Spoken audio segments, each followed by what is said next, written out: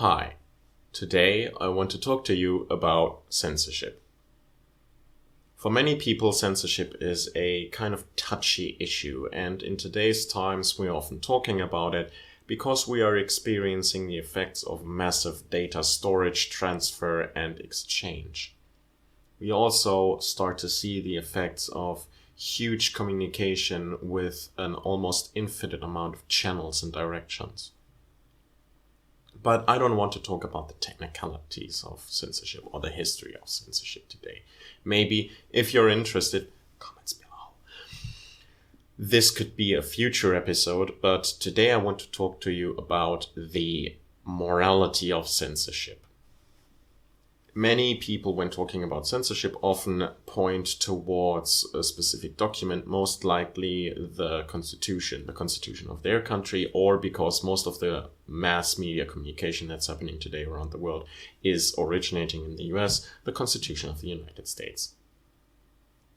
Now, the Constitution of the United States more or less just says that Congress is not allowed to pass a law which restricts the flow of information. And I want to move away from a specific definition in a constitution and instead want to give my personal definition, which is a broad one as well. And that is, censorship is the restriction of information based on a specific religious, social, or political doctrine. Because sometimes information is restricted based on something else. For example, a non-disclosure agreement, or let's say protection of the youth, in which case I'm actually kind of for the act of restricting information, because children are a very special case in many issues. Now, to move away from that issue again, censorship in a broader sense and its morality has to be seen in this context of this definition, this restriction of information. And we have to look at the act of restriction of information itself. And that would be, why is it immoral to restrict information in the first place? And I believe that it is immoral because information, like many other things like water, food, and health, are commodities of life, especially of modern life, because you need unrestricted information in order to make an informed, independent, and free decision and to enact self-determination, which is very important in today's world, individuality and those things. We believe that the community does not take precedent over the individual anymore. We have abolished such things as collectivism and nationalism, at least we should. So information here is an important good. Another thing that I need to point out in this context is that just because it's in the Constitution doesn't mean it's only important for the government. While the Constitution is a restriction document for the government, it is also, in my opinion, a consciousness, a moral compass for the people of a nation on how to behave personally. So it is still censorship, even if not the government does it, for two different reasons. The first reason is a definition does not change based on the context that it is applied to. And the second is, if we allow a non-government institution, for example, a large social media company, to enact censorship that we wouldn't allow the government to do, that would allow the government to simply outsource all their oppressive dictatorship to private companies. I mean, these are things the government can't be seen doing. So why should any other large centralized power in the country or in the world be allowed to be seen doing them? We cannot open this can of worms because we will allow a sort of proxy censorship. I mean, I don't wanna sound like a paranoid idiot, but it's kind of weird that Mark Zuckerberg meets with Angela Merkel and then suddenly criticizing the politics of Angela Merkel, or at least the immigration policies of Angela Merkel, becomes a bannable offense on Facebook. Suddenly you're not allowed to link certain websites anymore that defy the current media narrative because they're unsafe, although they use more or less the same safety protocols as YouTube itself.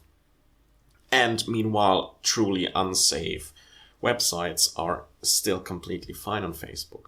Twitter is using an even more devious method by forcing you to delete a certain tweet before you're allowed access to your account again. This is something that you would do with a dog, that you show us, see this, bad dog, you're not allowed to do this, bad dog.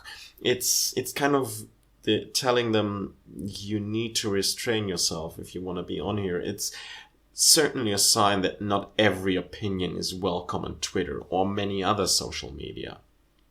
And we are seeing this centralization of power more and more in today's times. We're seeing less and less contenders and challengers. We're seeing more and more companies buying up other companies. I mean, today the entire American media is owned by 5 or 6 companies. 5 or 6 companies. The entirety of the American media. Just think about that. You just have to convince one of those companies to do something that you want them to do, and the entire media landscape changes. So we already see that media can be controlled by government in the USA, where TV stations and printing press is very, very loyal to certain parties. And we will see it more if we continue to allow this kind of censorship and manipulation of information to go on simply by saying, oh, it's only censorship if the government does it. No, it's not. It's still immoral. It's very immoral. If we continue to do this, we will see more proxy censorship, more proxy tyranny happening. And we cannot hand over this kind of moral inertness to such incredibly vast and powerful companies and institutions. We have to act as consumers and as citizens and make clear that we do not want a manipulation of information, or more specifically a manipulation of information that goes on behind the scenes.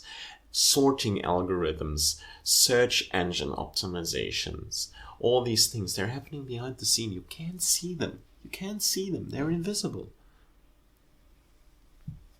And this is, in my opinion, very dangerous.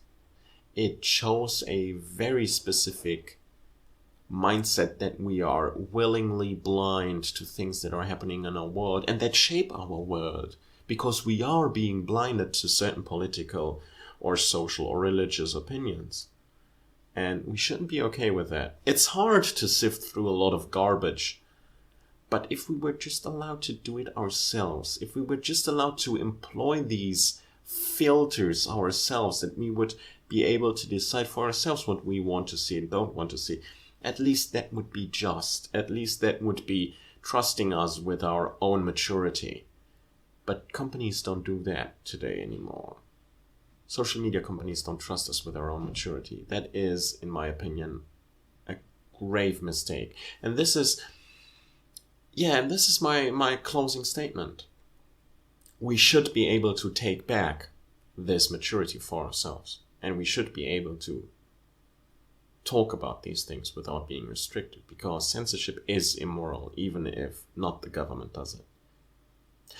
Thank you for tuning in with me. If you have any comments or wishes, put them down in the comments, like and subscribe, and until we see each other again, stay keen.